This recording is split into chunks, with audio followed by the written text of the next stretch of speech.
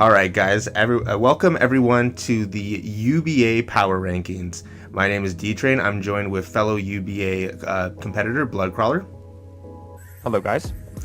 And this week we're going to do a Power Rankings for the UBA Season 4. We are going to do these every 2 weeks. So every 2 week segments, we're going to go over the 16 teams in the UBA, rank them based off an aggregate ranking of my ranking and his ranking. So for instance, if I pick a team that's 1 and he picks a team that he puts at 3, their average is 1.5, and then based on everyone's average, they get rearranged. Obviously, the higher number is the lowest on the rankings, and the lower number would be highest on the rankings. And we're going to go in reverse order, and basically it's just going to be I'm going to introduce the team that was average there, and we're both going to talk about it.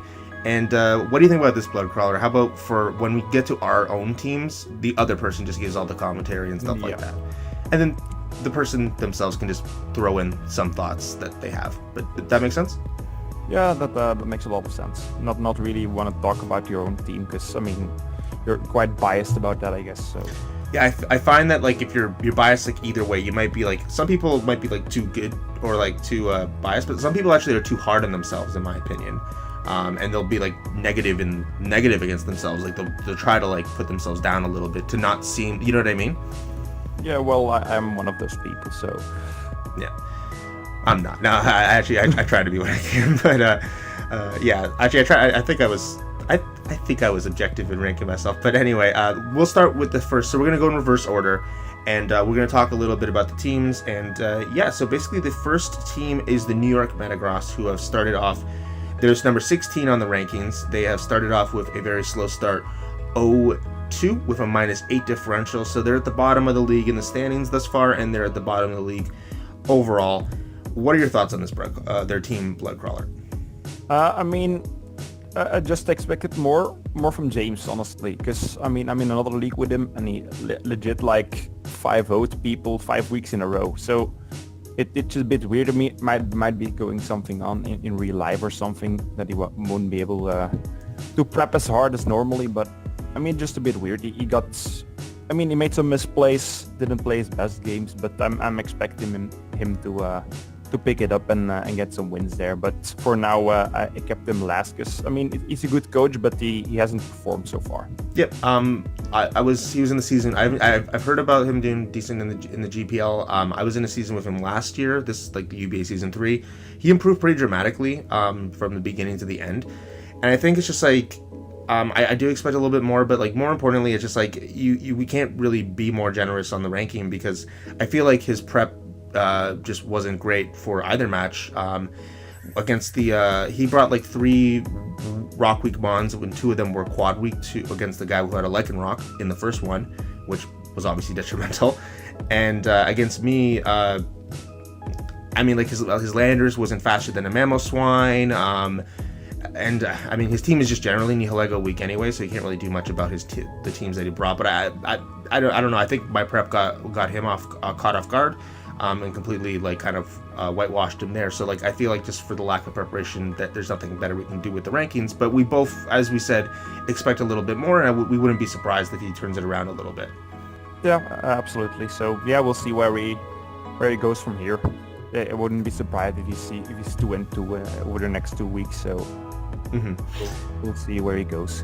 Yeah, and yeah, basically I think he just has to find ways to complement his 2 potential sweepers, Ingera and Volcarona, and that will benefit him well. So the next team that we have here is the number 15 ranked team, the Space City Spoinks. They are 0-2 with a -6 differential. Take it away, Bloodcrawler. I mean, I think they lost against Coward Canto week 1, so yeah.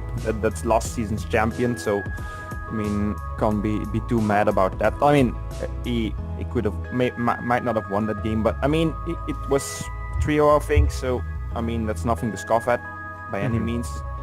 Coward Canto has played very well. He I guess lost 1 game last season, I think, in a game that didn't even really matter. So I mean, it's pretty tough, and then he played me week 2, so, and it was a pretty close game. So, I mean, I also think he didn't get a win last season, if I'm not mistaken, but not too sure about that. But he hasn't played too poorly, but just a bit weird is draft. So because he has the hoop unbound, but then he has a Mega Swampert with no range setter, so it's a bit wonky. But yeah.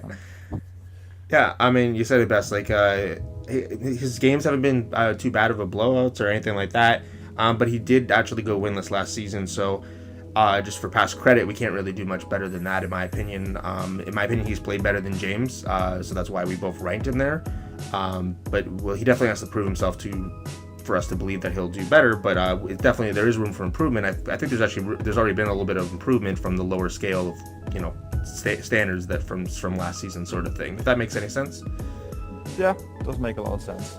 Okay, and then the number 14 team that we have, this one we actually did rank a little bit differently, but the aggregate came out to this was the Destin Lucarios, coached by Raven. They are 0-2 with a -7 differential. They've had a tough schedule. They played 2 undefeated teams. Wait, sorry, is that right? Yeah, they did. They played Adam and Angelina, I think. So.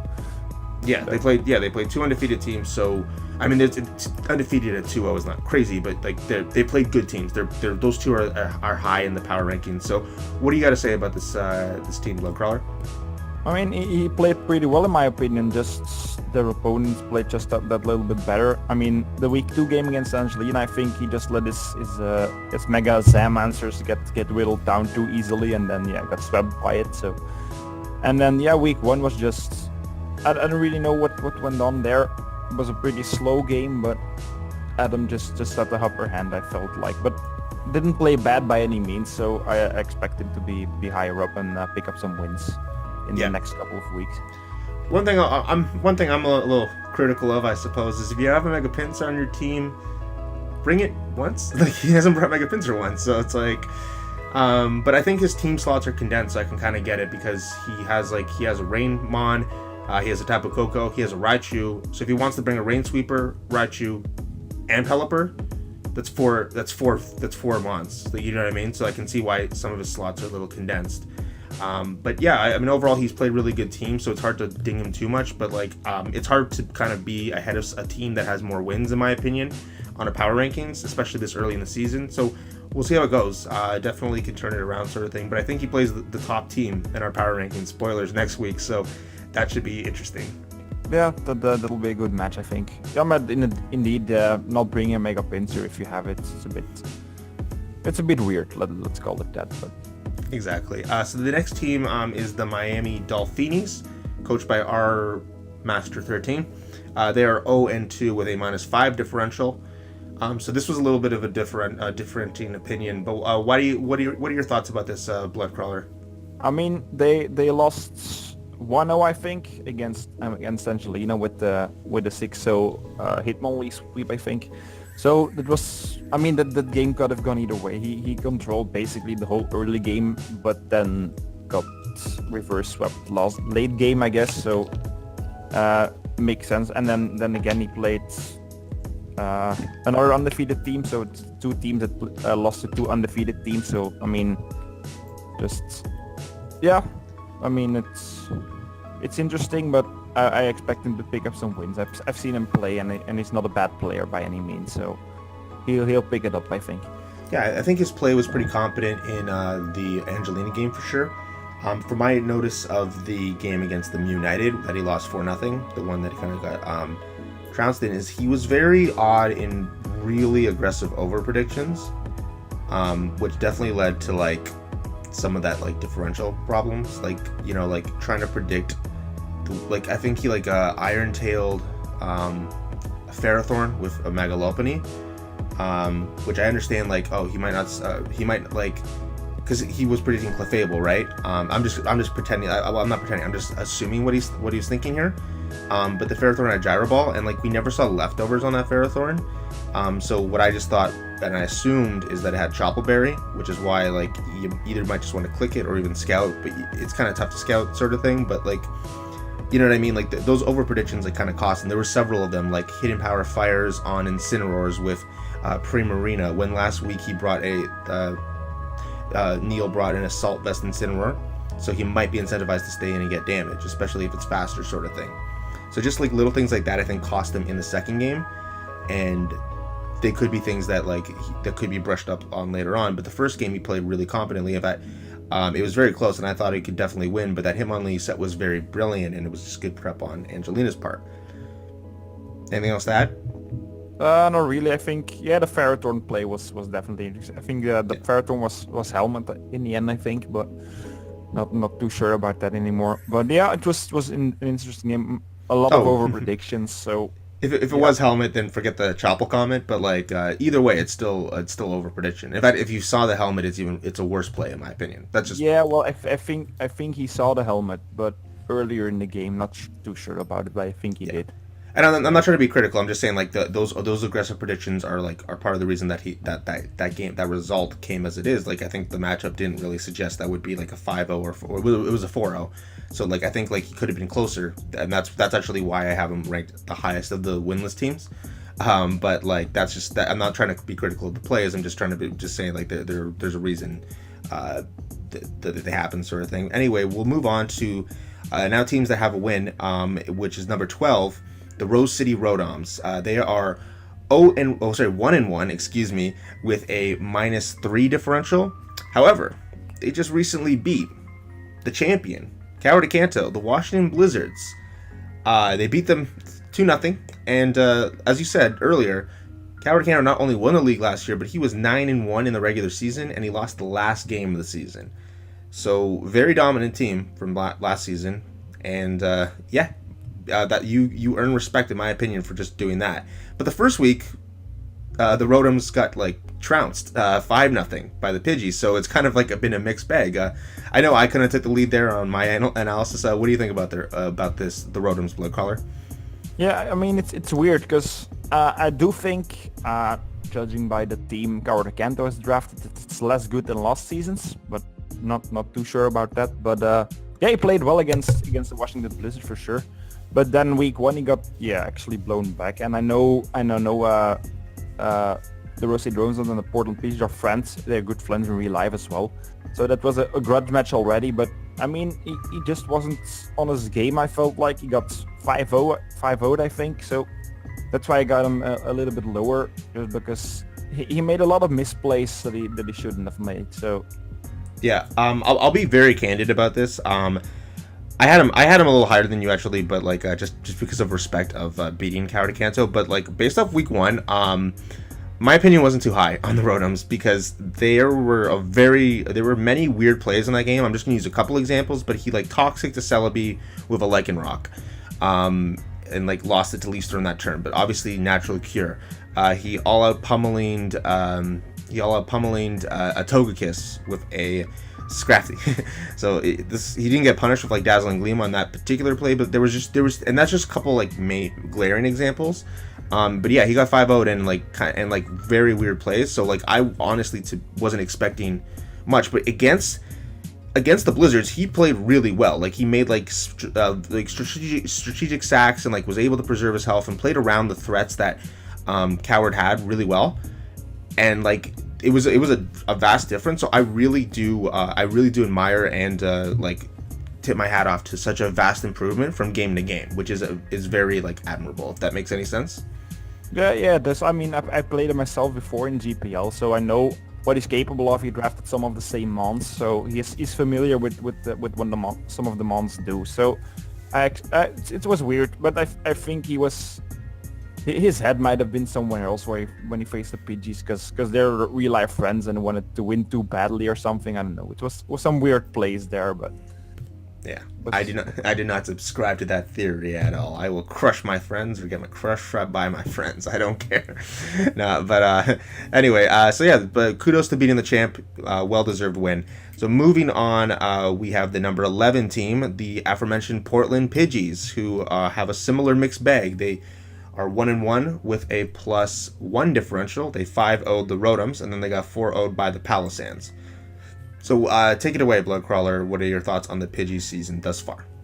Yeah, well, he played pretty well in week 1. He made some misplays as well. I think he all out pummeled Sylveon, so that's also not probably on a prediction, but not too sure about that. But yeah, it was a good game the first week, and then the second week he made so many misplays.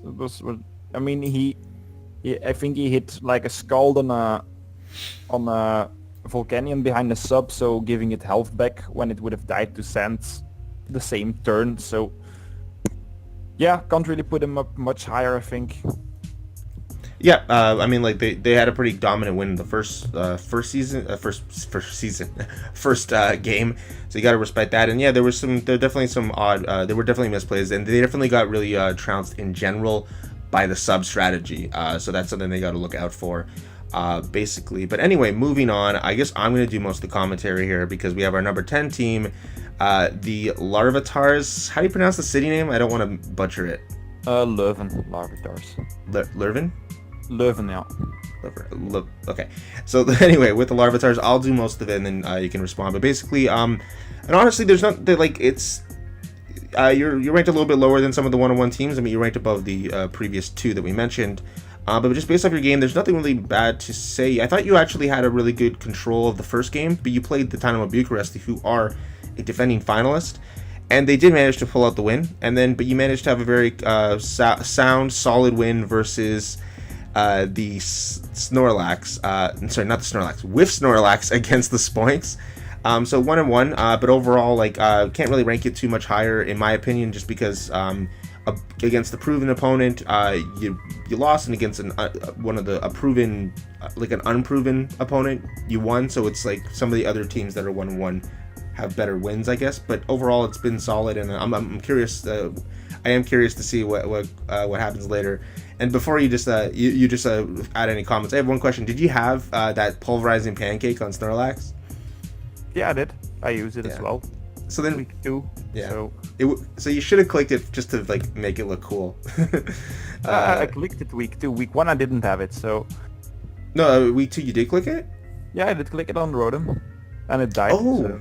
I missed that. That's why you click it get impact earlier. Never later. Disregard that. I thought you didn't click it trying to save it. Sorry. Yeah. Well, anyway, sorry. Actually, good for clicking pulverizing pancake. Anyway, any comments on your season thus far, and anything you want to add? I know it's a little tough to talk about your own team, as we mentioned before. I mean, it's I can't seem to beat David, so the Dynamo Bucharest, I never beaten him before. So, I mean, it came down to a 50-50 in the end, and he made the right prediction there. So good game to him. And yeah, the week 2 one was against the Spoinks, not really a proven opponent, as you said. So yeah, it makes sense. I mean, just got to get some more wins on the board, I guess. I think I got the Rotoms next week, so that'll be interesting. Yep, and then the next team we have are the Castle Rock, Palo Sands at number 9 on the rankings. They are an even differential with a 1-1 record. They kind of got dominated by the DC United in the first game, but then they returned the favor on the Portland Pidgeys, so that's why they have an even differential. What are your thoughts on the Palo Sands season thus far, Bloodcrawler? Yeah, they made some interesting plays week 1, I guess. Lost the game there against, an opponent who's undefeated. So, that's not too bad, I guess. And then week 2, they made some good plays on against the PGs, 4-0ing them, I think. So yeah, it's interesting to see where they stack up in the next weeks. Just can't really judge it too much now. Didn't really make too much misplays, but yeah, played pretty safe, I think, overall. So yeah, a pretty hard team to judge so far, I think. Massive props for using a Volcanion when your opponent has a Toxapex, because I hate Toxapex in draft. I think it's actually really bad, in my personal opinion. It's not really bad. That's an exaggeration.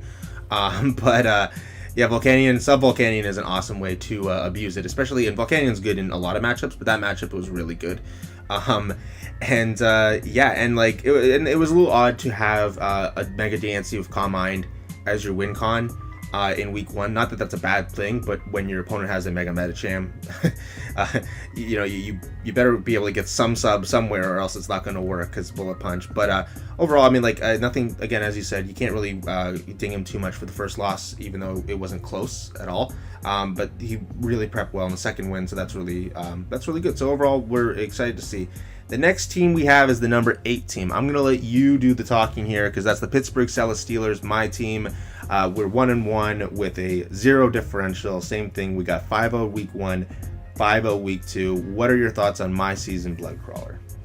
I mean, the week one battle was, I mean, no disrespect to you, but you got played a little bit there, I think, with the whole Infernape thing. But I mean, we did lose against the number one team, so I mean, spoilers. No, it's okay. Fine. We haven't said who that is, so but yeah, it was yeah. And then week two, you 5-0'd the Metagross, who are last in our power ranking. So yeah, right in the middle of the pack is where you're supposed to be, I think. Yeah, made some good plays week two, made some suboptimal plays week one, I think. So yeah. Oh, I'll say week one, I looked at the matchup. I just never had a good feeling of what would be good, and I think I over-prepped for Scissor, and it wasn't even that good of prep. It was just hidden power fire on random things. So like, and yeah, it didn't feel right in terms of like my prep. And when in the game, like it's one of those games where even though I got 5-0, like it felt worse, to be honest, because I just never felt like I had any control. So and then week two, I think I prepped really well. Wait till you see my team builder on that one, and that will be up later today of recording, and that never mind. But I think I prepped week two and bounced back. But again, I lost to the best team in the power rankings. I won versus the worst team in the power rankings, so middle of the pack makes sense. The next team that we have on the rankings is the number 7 team, the Dynamo Bucharest. They are 1-1 with a -4 differential. They beat the Larvatars week 1, and then they lost to the Smeargulls week 2. So they won 2-0, lost 4-0. What are your thoughts on their season thus far, Bloodcrawler? Since you're a little familiar with them, since they did beat you in week 1. Yeah, well, yeah, he beat me week 1, but it was a good match. So I mean, I was not too angry about that. He played well, so he definitely deserved that one. And week 2, yeah, he just don't know what it really was. He just got outplayed, I think, by maybe a better opponent. But that's why we have that team at number 1, I guess. Mm-hmm. Yeah, for sure. I mean, David's a good player. He proved it last season. He made it all the way to the finals. Yeah, I definitely know that he was saying that like a lot of his draft plans were sniped. So like he kind of is with a team that he might not have initially planned for. I know that he's in the works with some trade possibilities with maybe yours truly. So stay posted on that. The teams might be a little different later. But yeah, just overall it's an up and down season. It's 1-1. Spoilers, none of the teams jump another team in record. So like it's just the way we divide. Just early in the season, it's hard to do that. It'd be hard for me to be like, oh, a 1-1 team is better than a 2-0 team 2 games in. You know what I mean? But yeah, basically just an up and down season. And I think he deserves the ranking where he is. So with the next in the power rankings, we have the number 6 team, the defending champions, the Washington Blizzards, 1-1 with a +1 differential after 3-0ing the Spoinks, -2 on the Rotoms. Overall, they played actually 2 opponents that didn't have great records last season, and they beat the winless team last season, and they lost to the team that squeaked into the playoffs. So like. And it hasn't been too impressive a differential, but I think both of us have given them a little bit of respect for being the champs. So that's why they rank a little higher amongst the 1-1s. Would you agree? What's your assessment on their season thus far? Yeah, I mean, he played solid week 1. Nothing too crazy either, but just a solid win week 1. And then week 2, yeah, I think the Rotom just played very well. So don't know if he could have brought any better stuff there, but I mean, yeah, I mean he can't stay undefeated all season, right? So I mean he can, but yeah, it's interesting. So we'll see where he goes from here. I expect him to pick up some more wins because I mean he is the defending champion. So yeah, for sure, definitely. It's kind of just a weird team in my opinion. It looks like a weird combination of mons. I don't know if this makes any sense, but like when the aesthetic of his team, like in the showdown, like I don't know, it's just weird to see those combos of mons. And I think there's actually a speed tiering clump. Like he has a lot of things in the middle of speed tiers. Outside of like when they of course get boosts, like between like 60 and 80. He has like one Ninetales is fast, and he probably has something else. It's off the top of my head, but it should be interesting. I definitely respect him a lot because he is the champ, and he may have beat me in the playoffs. So, But this is what happens when you change your name. You go to 1-1. He used to be the Topeka Tyrantrums. So the number 5 team is the Crystal Sport Club. Sorry, I might have butchered that. They're number 5. They beat the Metagross 3-0. And then they lost to Adam -4, wanting to take it away on them, Bloodcrawler. Yeah, I mean, week 1 he just had a good matchup, I think, with the Lycanroc. Just, I mean, at some point, you notice in the James had 4 months left, and just he basically had to click Accelerock, and they all died. So, I mean, good solid game week 1, and then week 2 losing to Adam, but Adam is really on fire right now, so can't really blame him for that. I mean, he played well. Just was a very long game as well. I rewatched it yesterday, but just a ridiculously long game, which could have actually even lasted longer, but they decided to stop it at some point because it was because pressure stalling with Suicune takes a while, I guess. Yeah, it does. I mean, overall they drafted a solid team. To be honest, I had them a little lower in my personal rankings, but the aggregate kind of worked out this way. Actually, yeah, the aggregate just worked out this way, but I don't know, nothing really has been too impressive or too glaringly bad in the games, but I think they drafted a solid team and they played well enough to earn their ranking, in my opinion. But yeah, basically, there's not really much else to say. They've in my opinion, they drafted a very solid on paper fundamental team. They struggled a little bit last season, so we'll see how they've improved dramatically because they started 0-6 last season, which was part of the reason they struggled. So it's going to be interesting to see if they can show solid signs of improvement and continue like an average to above average record. And I think they have a good team as well. So we're going to move on to the undefeated team. So now it's the best of the best, and all teams are possible of deserving a number 1 ranking, in my opinion. So don't be offended if you're listening to that we rank your team 4th or 2nd. You won't be offended if we rank your team 1st, but yeah, so basically we're just like, finding like the niche, right? Like the differences. But the main Absols is the number 4 team, coached by Angelina. They are 2-0 with a +5 differential. Doing math in my head. And they started 2-0. They have a very odd situation where they have 12 kills on their season, and 2 Mons have 6 kills each. So they've been very dependent on one Mon in a particular matchup. What are your thoughts on their team and season thus far, Bloodcrawler? I mean, she has an interesting team. She drafted the Mega Zam, and so a lot of us. It was a very wonky team, but I know she likes her weird teams, so it probably. I mean, it works out because she's 2-0. Week 1, she kind of got away a bit lucky, I guess, with the 1-0 win, which could have gone either way.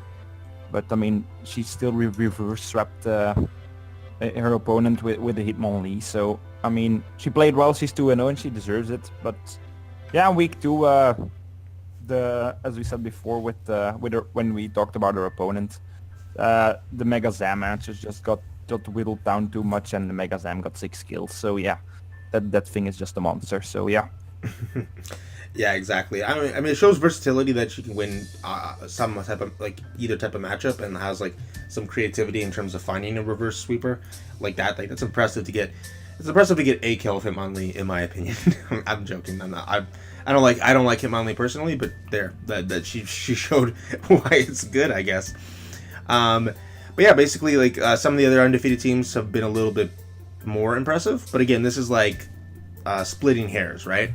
And I think I definitely think the cool thing is that she plays the number 2 team in our power rankings, who's also undefeated this upcoming week. So that should be a fun match, in my opinion. Yeah, that should definitely give us some more insight on the top 4 there. I mean, I just put her 4th because of the week 1 where it was as close as it was, whereas the other 2-0 teams won pretty convincingly in their first 2 games. So that's why I put her 4th, but that's the only reason. So yeah. And spoilers, these top 4 ended up being like the standings, so it's based off differential as well. It just ended up being that way, based off, even though our opinions differed slightly. But the number 3 team is the Maryland Blue Crabbies, coached by Adam. They are +7 differential. They are 2-0. They beat the Destin Lucarios. They beat the Crustal Sporte. I will butcher that name. It will be correct on the screen when I put their power rankings up. But they've been very impressive thus far. They have a very solid team. Why don't you take it away on the analysis? Yeah, I mean, they battled the Destin Lucarios week 1, which was a good matchup. The Gengar just put in so much work. So yeah, pretty solid game there. He prepped very well for that and just performed on the battle. And then week 2, the Suicune stall strats, I guess. Played the Suicune very well. Solid games overall, so not too much misplays or anything going on. Just solid start to the season. Yeah, I mean, I looked at his team a little bit, for good reasons, but it's very interesting. Like, he's got a decent amount of, it's like he's got a little bit of everything. He's got like a good amount of the 110 speed tier type mons that are very threatening offensively, Absol, Gengar, and Kartana, but he's got the Suicune, Florges, Gligar, could make it a decent little Wish Pass core there.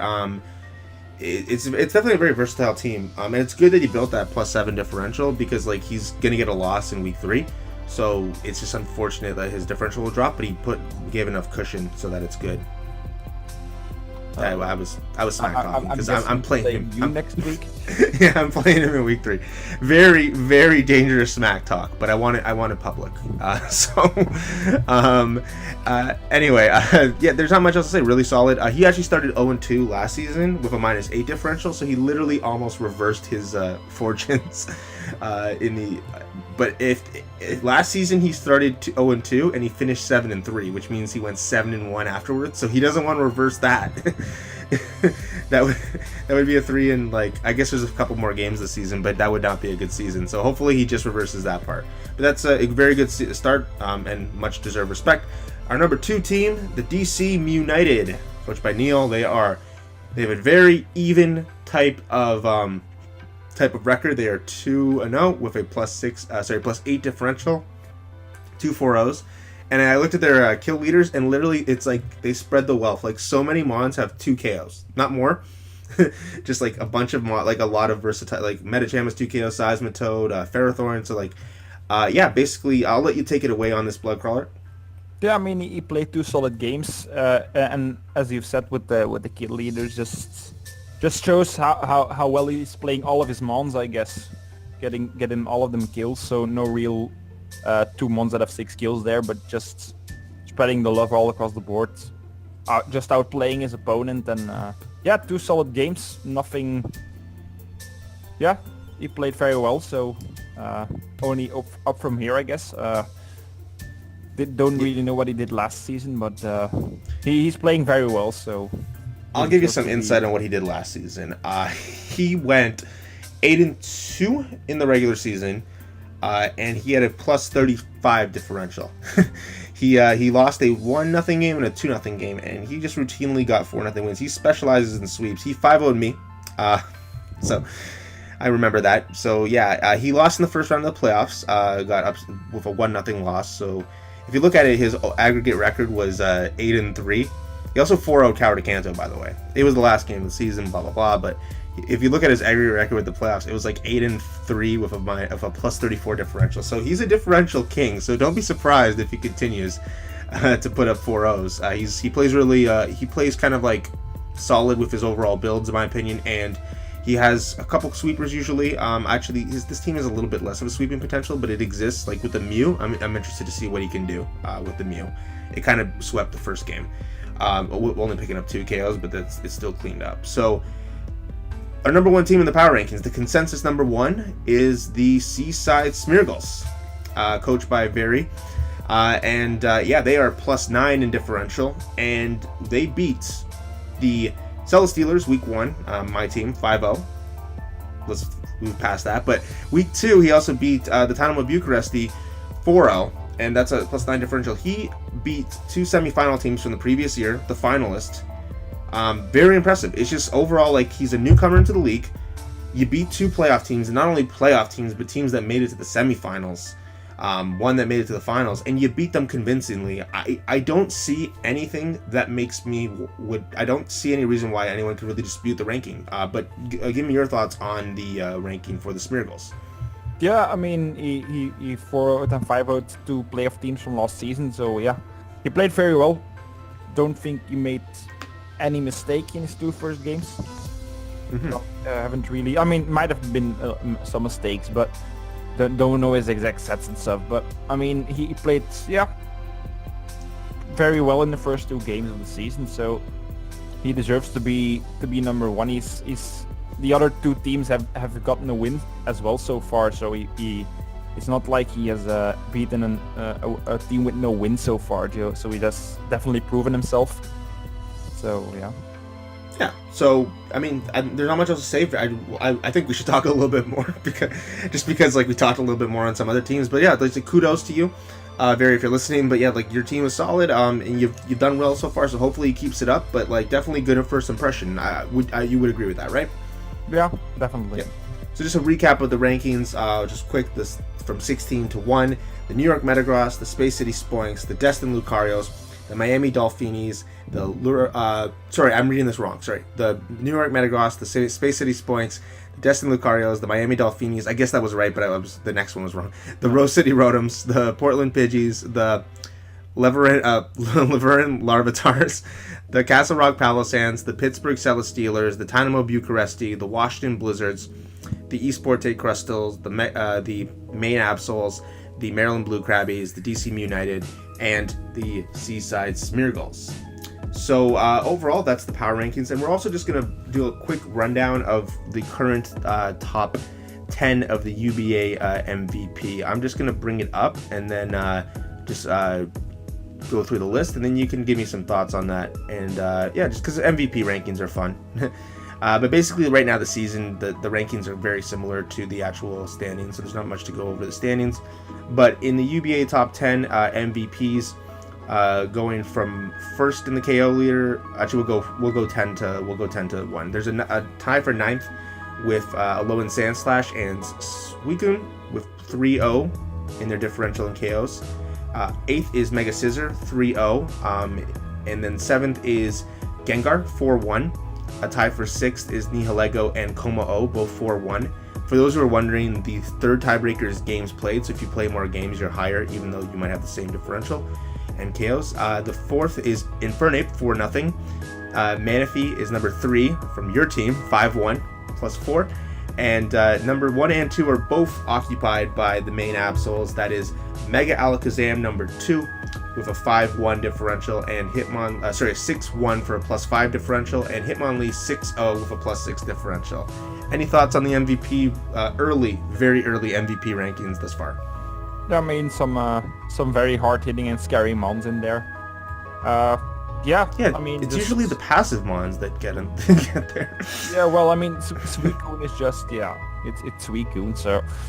Yeah. I mean, just interesting to see the top 2 spots go to one team, but yeah, I mean, if you just sweep both of your week 1 and week 2 opponents with one mon, I mean, that's what's gonna happen, so yeah.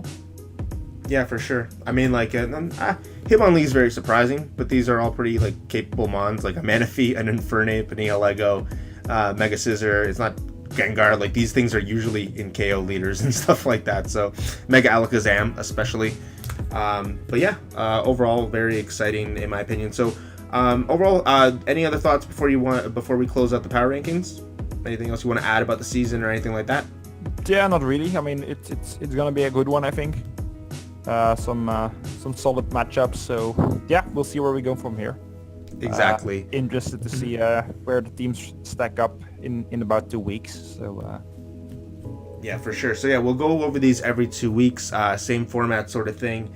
And yeah, so it's not just 1 week, not every week because it's a little bit time consuming for us, but more importantly, it gives like more room for differences in the standings and stuff like that. So yeah, thanks so much for watching. Hope you guys enjoyed this, and yeah, stay tuned for every 2 weeks for the power rankings. Take care.